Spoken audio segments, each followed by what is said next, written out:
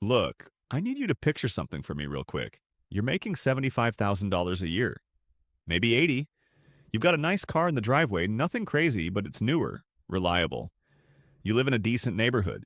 Your kids go to good schools. You take one, maybe two vacations a year.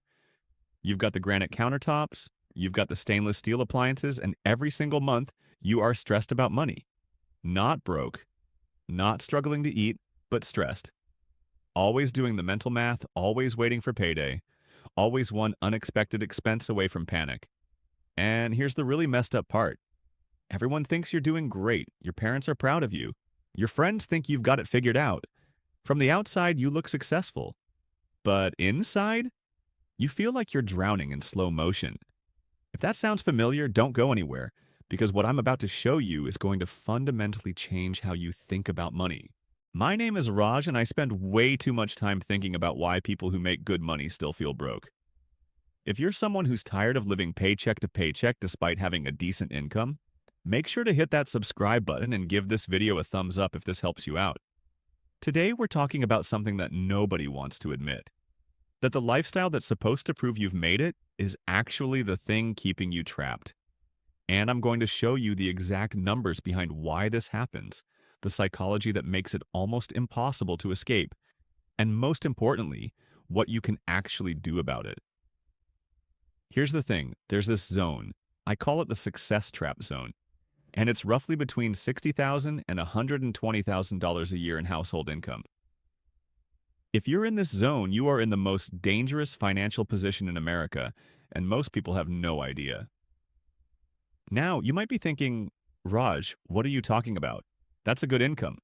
People making that much are doing fine. No, they're not. And the data backs this up.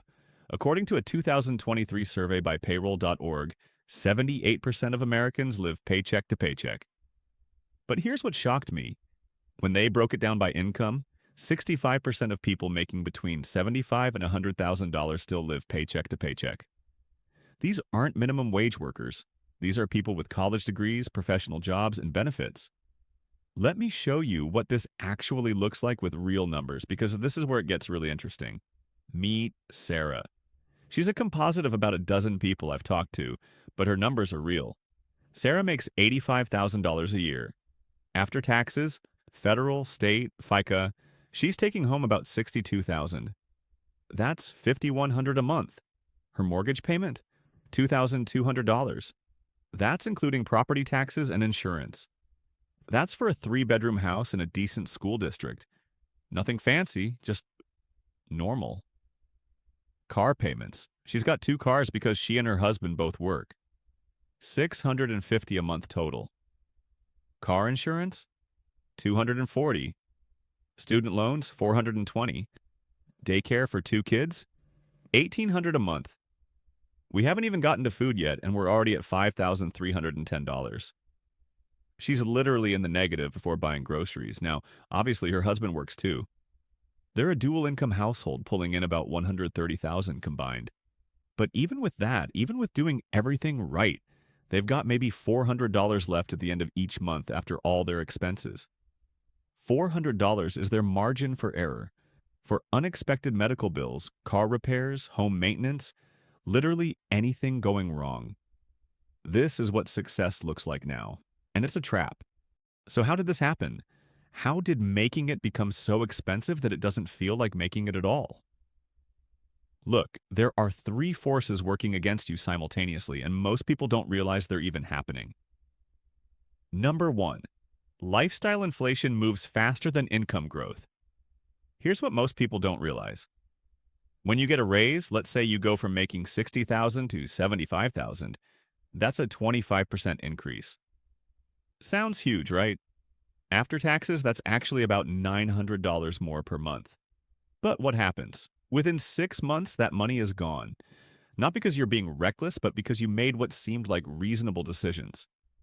You moved to a slightly better apartment, just $200 more a month. You upgraded your car because your old one was having issues, just $180 more per month.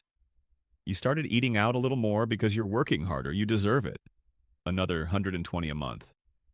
You got better internet, a few more streaming services, updated your wardrobe for work, Started going to that gym everyone talks about. Suddenly, that $900 is gone, and you don't feel any richer than you did before. This is backed by research, by the way. MIT economist David Otter found that for every dollar increase in household income, consumption rises by 92 cents on average for middle-income households. You're not getting ahead. You're running in place at a higher speed. Number 2. The cost of appearing successful has skyrocketed. This is the part that makes me genuinely frustrated. The baseline expectations for middle-class life are insane now compared to previous generations. In 1970, the median home size in America was 1,500 square feet. Today, it's 2,400 square feet. We're not just buying houses, we're buying 60% more house, even though family sizes have actually gotten smaller. The average new car price in America right now is $48,000. $48,000. That's more than many people make in a year. And we're financing these things for 72, 84 months now, because that's the only way the payments look affordable.